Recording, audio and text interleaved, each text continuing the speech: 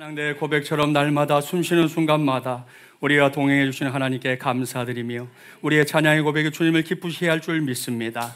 이 시간 우리 모두 주의 말씀을 기다립니다. 우리에게 말씀해 주시고 깨닫게 하시고 성령께서 친히 그 말씀을 우리에게 비추어 주시옵소서. 예수님의 이름으로 기도하옵나이다. 아멘. 서로 축복하겠습니다. 잘 조율된 신앙의 주인공이 됩시다.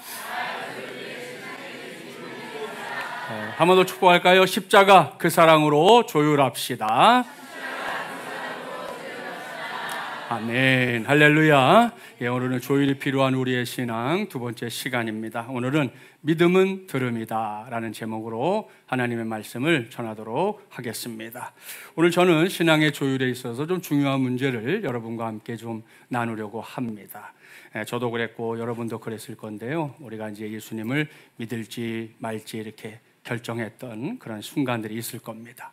어떤 계기로 인해서 하나님을 만났다라고 말할 만한 그런 경험을 가진 성도들도 분명히 있을 겁니다. 그렇게 해서 아무튼 우리가 예수를 믿기로 하고 신앙생활을 시작하게 되면 저도 그렇고 여러분도 그렇고 모든 그리스도인들이 자연스럽게 자주 그리고 많이 접하게 되는 게 있는데요. 그것이 무엇입니까? 여러분, 그것은 하나님의 종을 통해서 주시는 설교 말씀으로 우리에게 전해지는 하나님의 말씀입니다.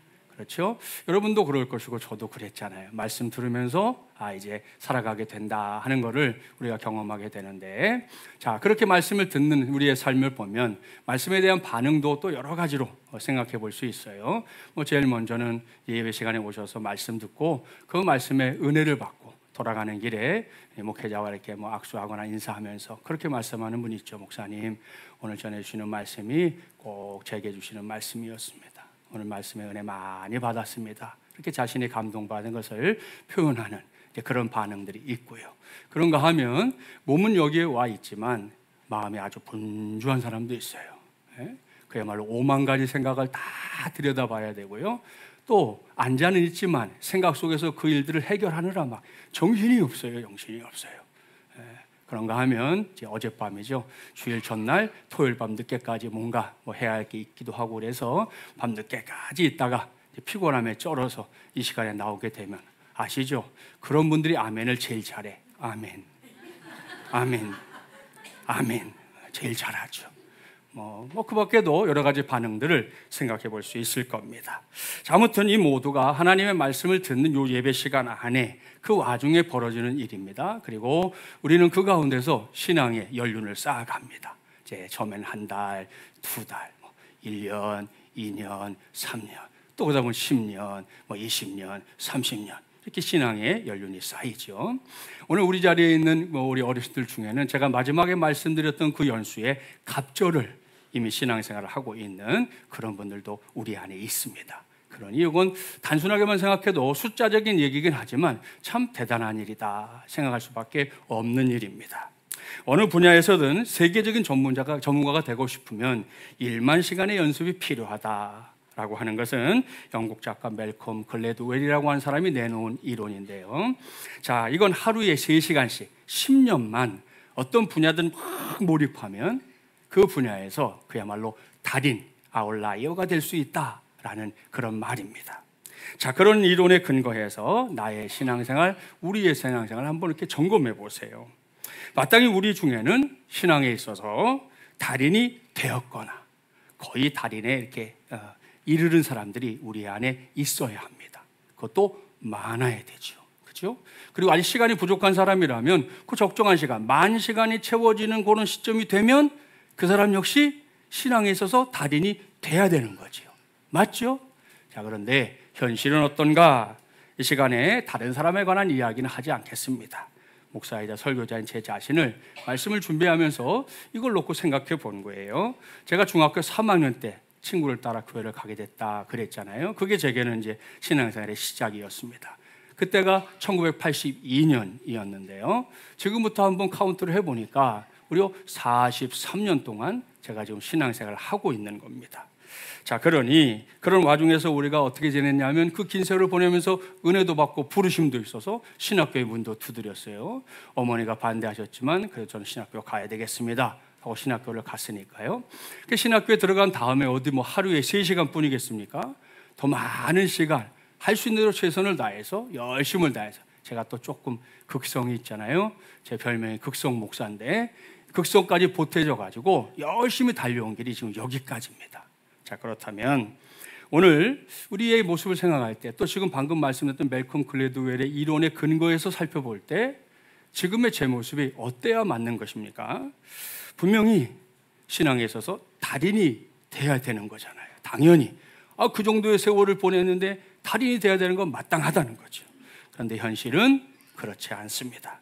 솔직하게 말씀드리요, 달인은커녕 내 안에 있는 이 죄 때문에, 연약함 때문에, 어리석음 때문에, 때로는 혈기 때문에, 그리고 모자란 분별력 때문에, 극복하지 못한 이기심 때문에 여전히 부족한 존재로, 또 하나님 앞에는 한없이 부끄러운 존재로 살고 있는 것이 현실입니다. 그러다가 이렇게 시간이 되면 또 여러분의 말씀을 전해야 된다 해서 강단에 올라와서 말씀을 전하고 있기는 한데요, 참 스스로는 해결하지 못하는 약점이 여전히 내 안에 있구나 하는 것을 깨닫고 보게 되는 게 현실입니다.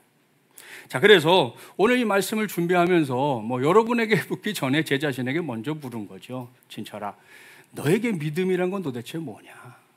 너 오늘 설교 가운데 믿음을 이야기한다고 생각하고 있는데 네가 생각하는 그 믿음의 정체가 뭐냐? 이렇게 물으면서 계속해서 말씀을 살피고 읽고 찾아보고 하다가 제 마음이 머물게 된 곳이 오늘의 본문입니다. 오늘 말씀 속에 보니까 제가 고민하고 있는 이 문제, 정말 믿음이라는 게 뭐냐? 믿음의 삶은 어떻게 이루어지는 것이냐? 하나님의 은혜가 우리에게 주어지는 그 은혜의 통로는 어떻게 우리에게 오는 것이냐? 기타 등등을 조금도 가리지 않고 선명하게, 요즘식으로 말하면 돌직구로 우리에게 말씀하고 있는 게 오늘의 본문입니다. 자, 본문 16절과 17절 말씀 먼저 교독해 볼게요. 그러나 그들이 다 복음을 순종하지 아니하였도다. 이사야가 이르되 주여 우리가 전하는 것을 누가 믿었나이까 하였으니,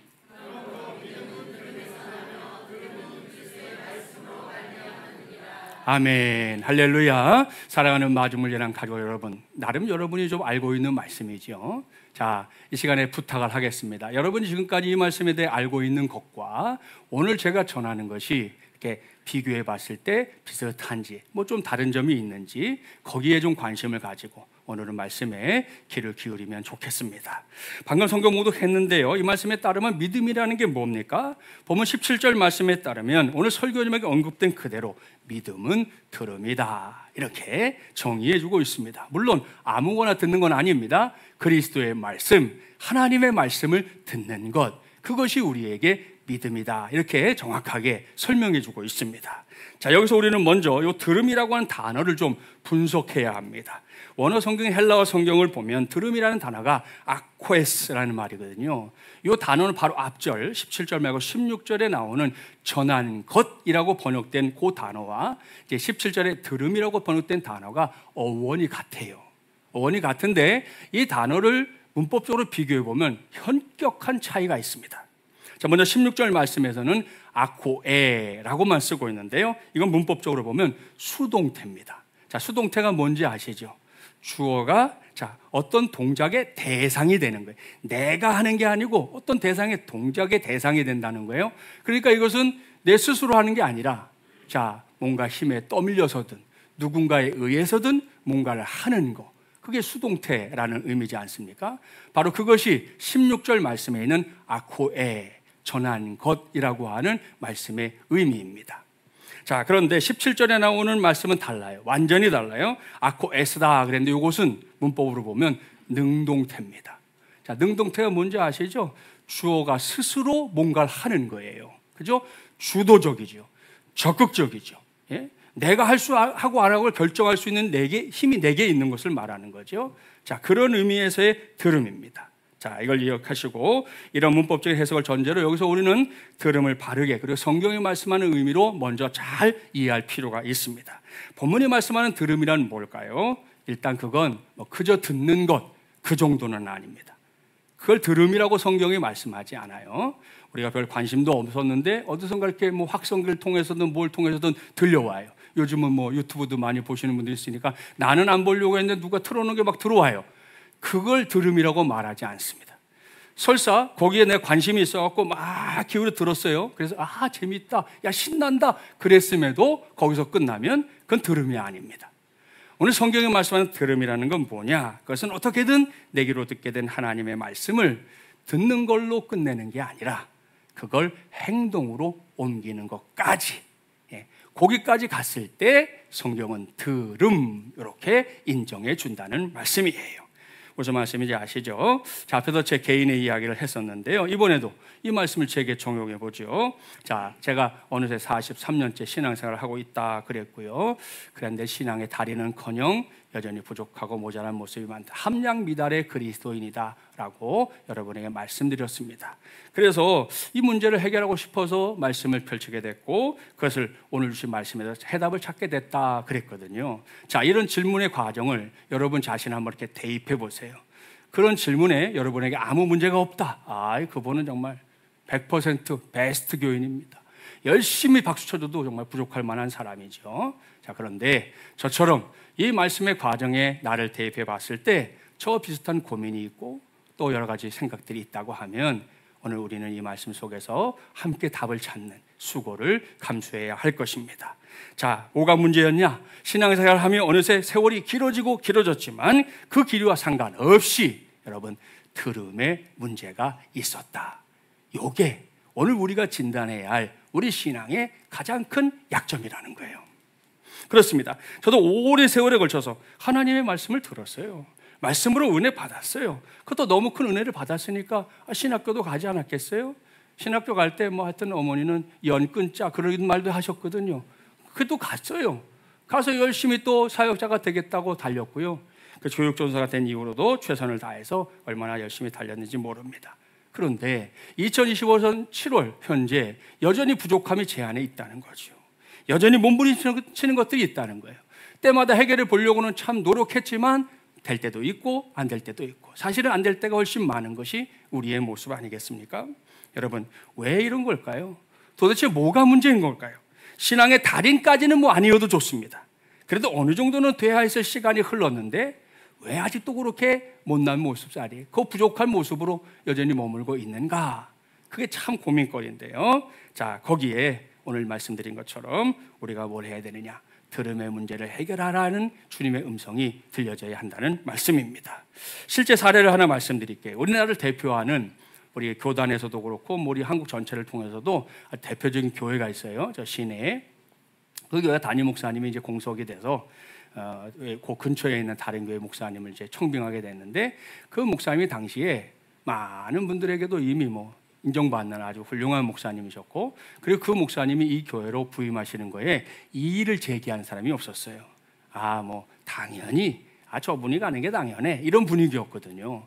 그래서 이제 이분이 목회를 시작했는데 얼마간의 목회실을 한 다음부터 이 목사님이 자꾸 당회에다가 사표를 내는 거예요. 그러면 여러분, 우리도 교회 당회가 있지만 목사가 사표를 쑥 내밀면 장로님들이 옳다구나 그러시겠어요? 고민하게 되잖아요. 아니, 왜 목사님이 오신 지도 얼마 안 됐는데 사표를 내는 거지?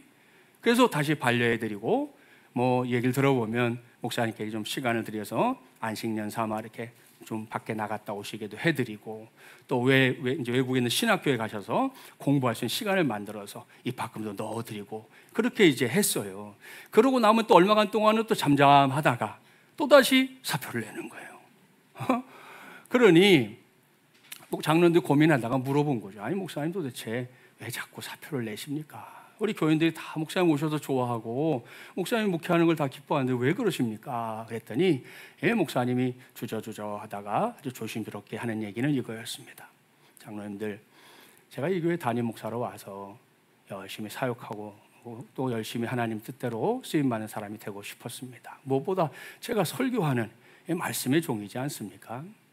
말씀을 전하고 나면 주일날 성도들이 나가면서 자기에게 인사하면서 얘기한다는 거예요. 목사님, 오늘 목사님 설교 정말 끝내줬습니다. 목사님 짱입니다. 목사님 말씀 너무 은혜 받았습니다. 제가 오늘 새 힘을 얻었습니다. 막 이렇게 인사했다는 거예요. 자, 그래서 그럴 때마다 목사님 안에 기대감이 생겼어요. 어떤 기대감? 야, 저렇게 반응하는 성도들이라면 분명히 변화가 있겠지. 하나님 말씀의 은혜를 받았다 하니 그 말씀 따라서 변화되는 일이 일어나겠지라고 생각했는데 자기가 볼 때는 아무런 변화도 일어나지 않았다는 거예요. 그러면 내가 설교한 것이 하나님의 말씀이 돼서 이분들을 변화시키지 못한다고 하니 내가 어떻게 이 교회 담임 목사를 할 수 있겠습니까? 저는 이 교회 담임 목사의 자격이 없습니다. 그래서 제가 사표를 내는 거니까 장로님들이 저의 사표를 받아주십시오. 그렇게 하고는 이 목사님이 진짜 야멸차게 그 교회를 떠났어요. 뒤도 돌아보지 않았어요. 그 당시에 뭐 교계가 난리가 났어요. 아니 그 목사님이 왜 교회를 그만뒀냐? 도대체 뭐냐? 이유가 뭐냐? 뭐 난리가 났어요. 그리고 나중에 그 이유를 알게 된 사람들이 아이 좀 너무 지나치다.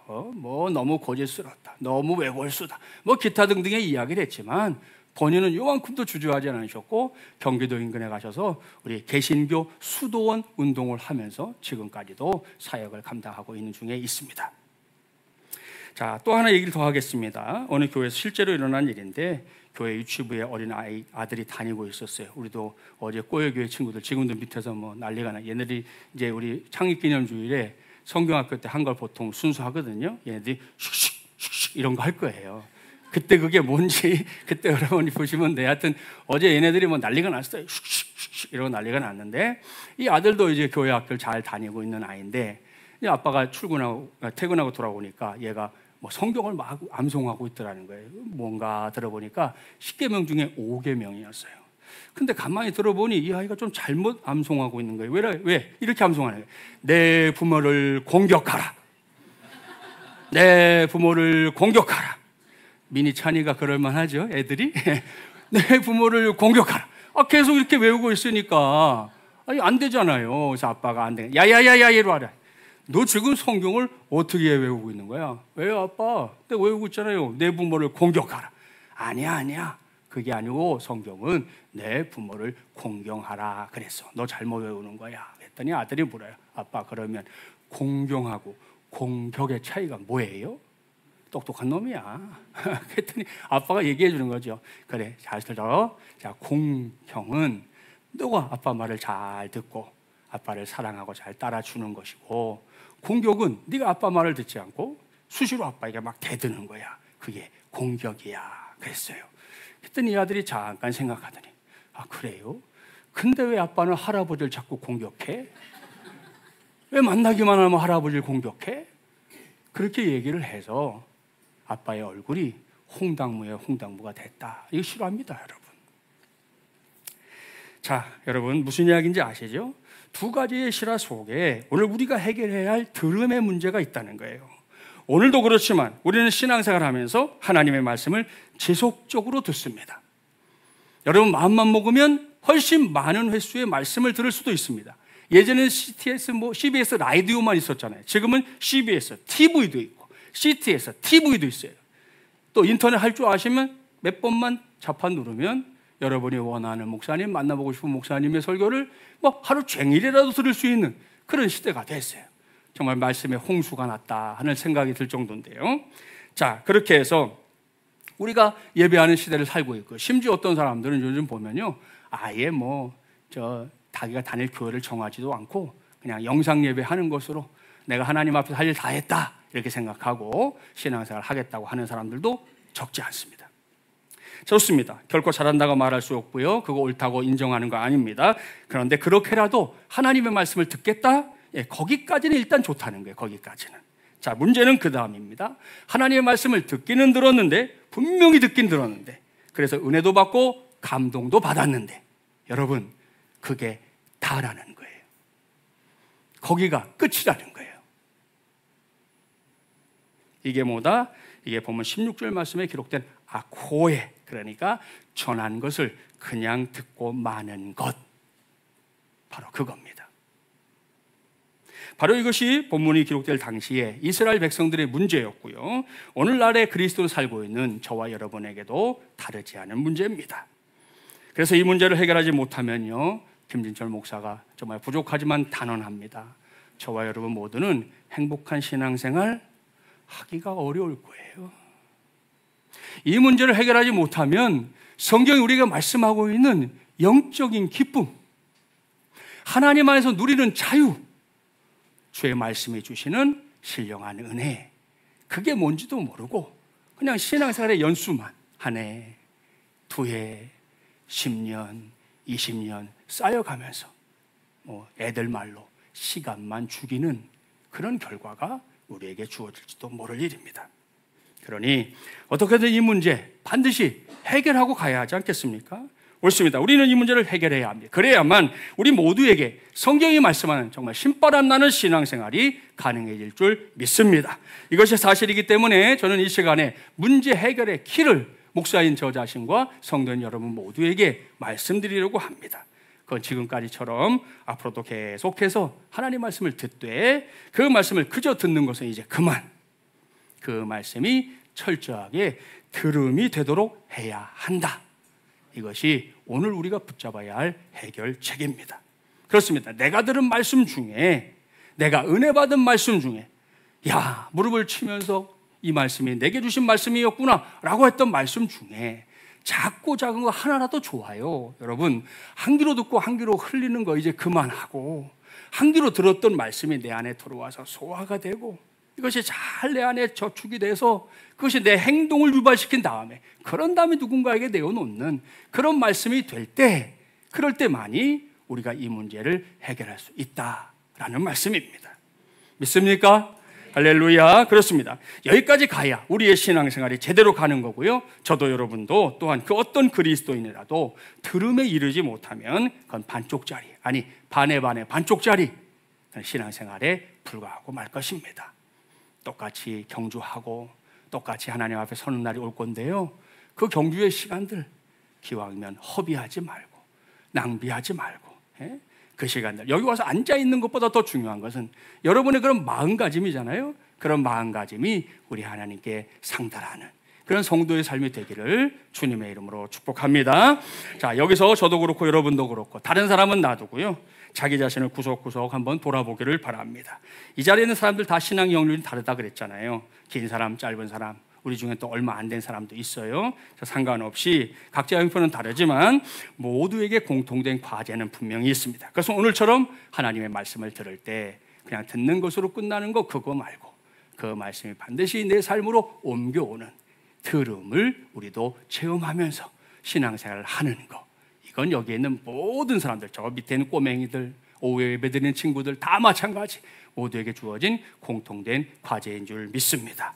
근데 그 과정에서 꼭 필요한 게 있는데요, 오늘 신 말씀을 보면 들음에 들어가지 못하고 그저 듣는 데 머물렀던 사람들에 대한 보고가 나옵니다. 그들이 누구냐? 다름 아닌 이스라엘 백성들입니다. 자, 그렇다면 성경이 그들에 대해서 뭘 말씀하고 있는지 보면 18절부터 21절 우리 한 절씩 교독해 볼게요. 그러나 내가 말하노니 그들이 듣지 아니하였느냐? 그렇지 아니하니 그 소리가 온 땅에 퍼졌고 그 말씀이 땅끝까지 이르렀도다 하였느니라.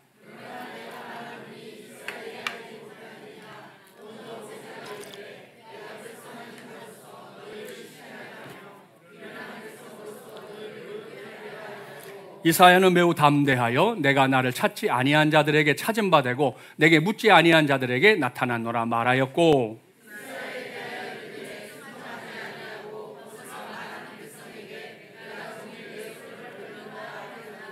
아멘. 사도 바울은 여기서 먼저 묻고 있어요. 이스라엘 백성들이 하나님의 말씀을 듣지 아니하였느냐? 묻고는 바로 대답합니다. 그렇지 않다는 거예요.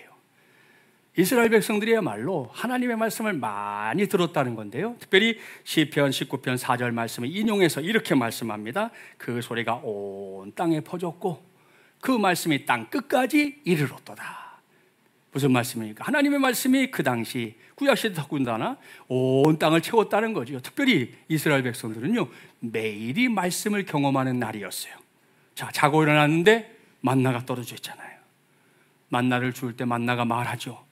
야야, 이거 너 하나님이 너에게 주신 축복이야. 그 음성 들리는 거예요. 예? 반석을 쳐서 물을 낼 때 여러분, 물 여러분 목마르다고 벌컥벌컥 마시고 말지 모르겠지만 이스라엘 백성들은 달랐어요. 그 물을 먹는 것 자체가 하나님의 음성이었어요. 내가 너의 목마름을 해결해 줄 수 있는 존재다. 예? 여러분, 광야 생활 전체는 매일이 하나님의 음성을 듣는 날이었어요. 여기를 돌아봐도 저기를 돌아봐도 하늘을 봐도 땅을 봐도 하나님의 음성이 사방에서 들려오는 시기를 그들이 살았단 말입니다. 얼마나 귀한 일이에요. 그런데 그 들은 게 문제예요. 듣기는 들었는데 그게 끝이었다는 거죠.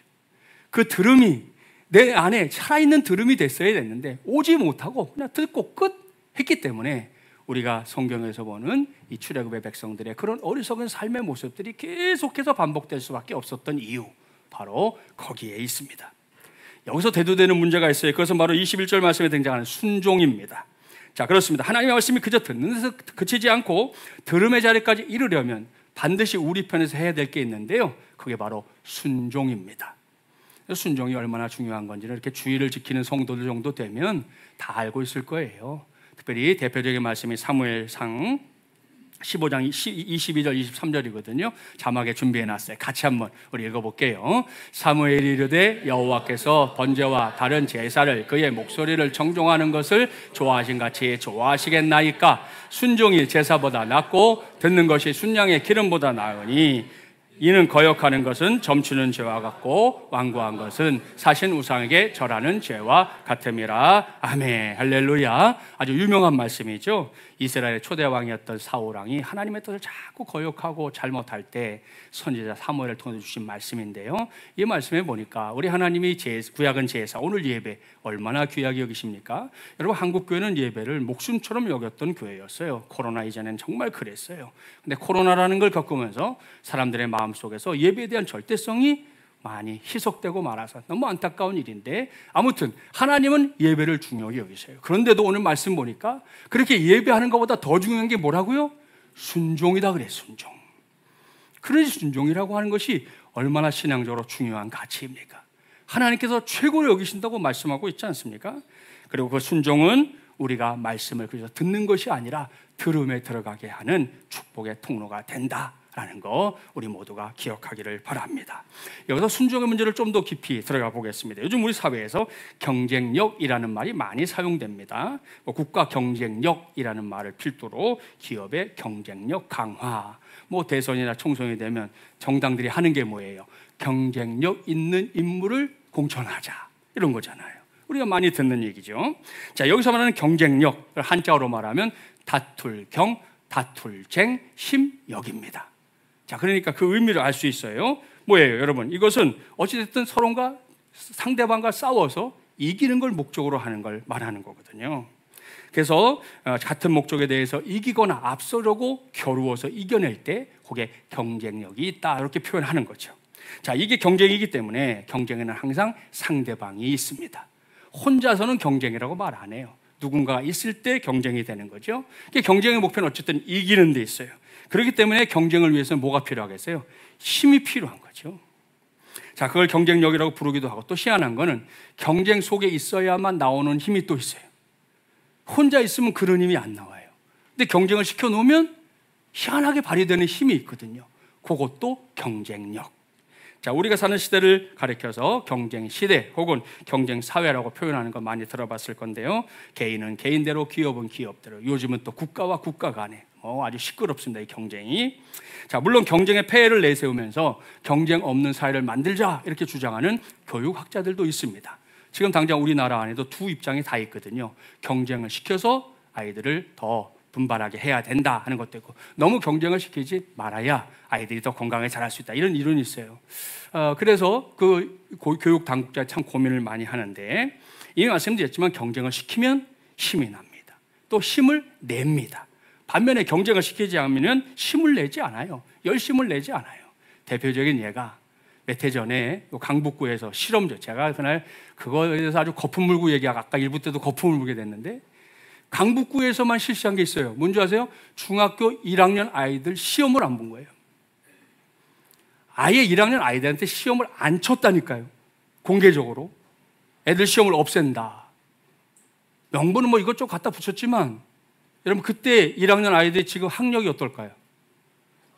얘네들 지금 상급학교 가기가 어려워요. 에? 어떤 미친놈이 이런 짓을 해가지고, 그것도 강북구를 대상으로. 우리가 사는 구. 응? 우리 아이들. 정신 나간 놈들이 말이지. 어디 그런 걸 함부로, 애들이 무슨 뭘 못합니까? 에? 그런 걸 시험해요? 안타까운 일이에요. 사람이라는 존재가 그래요. 홀로 두면 힘을 내지 않는다니까. 분명히 붙여놓으면 여기까지도 할 수 있는 아이들이 안 붙여놓으니까 바닥치는 거예요. 이건 뭐 어른이고 애고 할 것도 없어요. 모두가 그렇다고요. 우리가 그렇게 생겨 먹었다고요. 우리가.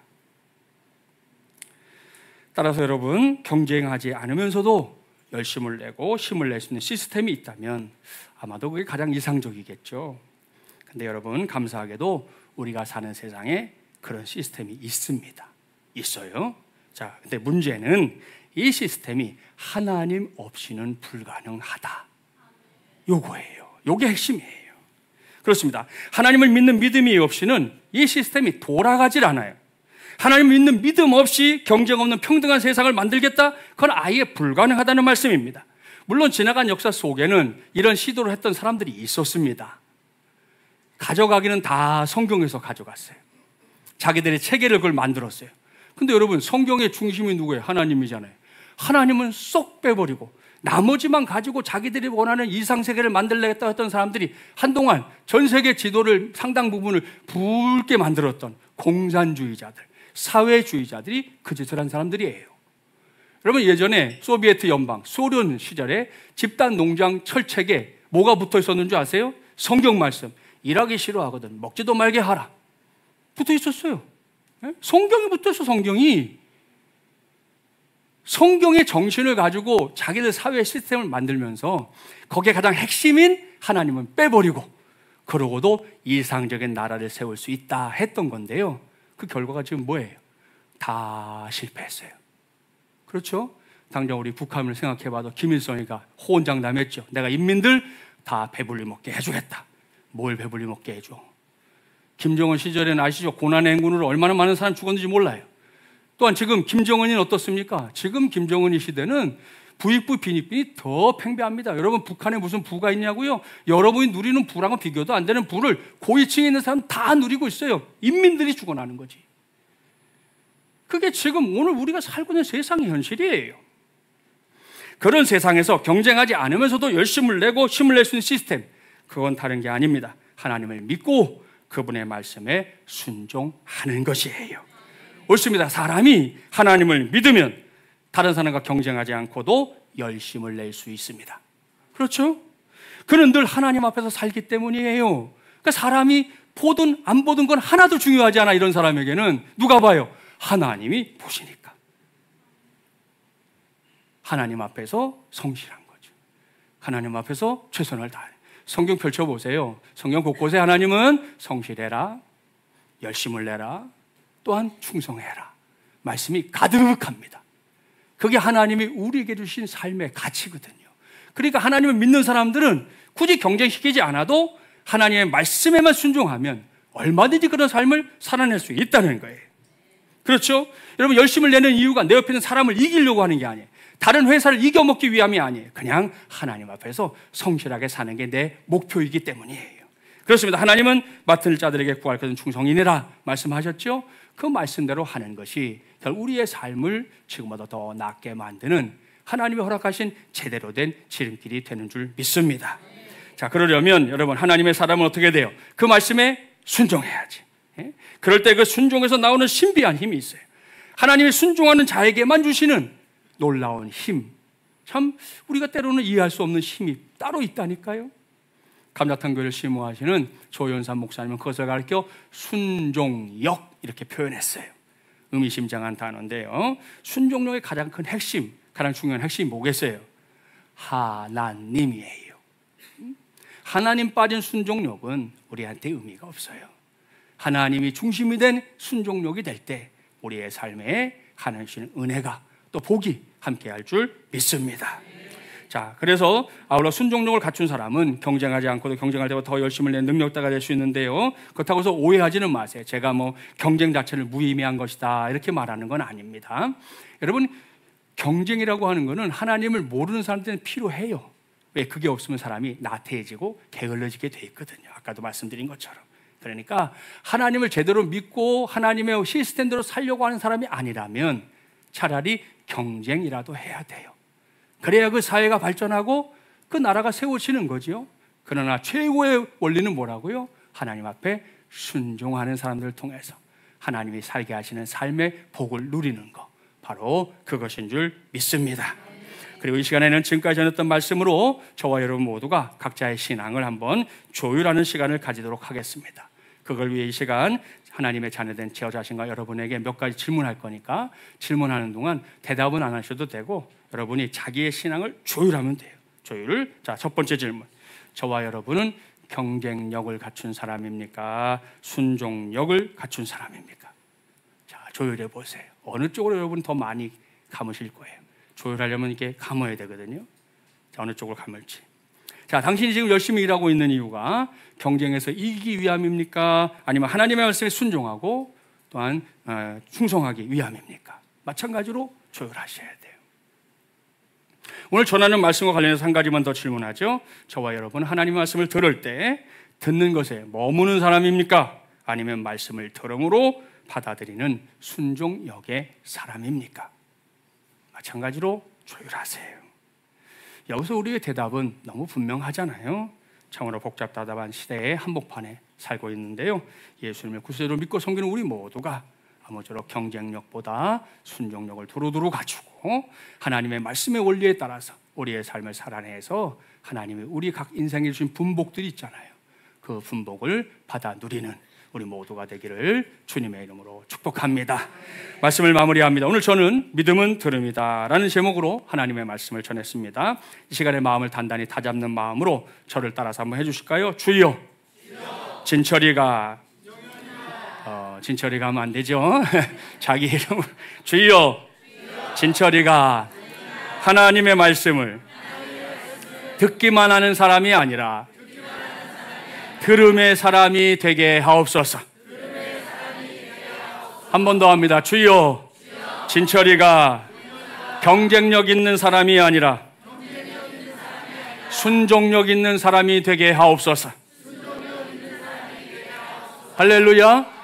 사랑하는 마중을 여는 가족 여러분, 목사의 강요 때문이 아니라 여러분 자신 스스로가 고백하는 고백이 되기를 바랍니다. 그래서 우리 모두가 믿음의 사람인 것을 우리 하나님 앞에도 또 세상 앞에도 드러내야 되지 않겠습니까?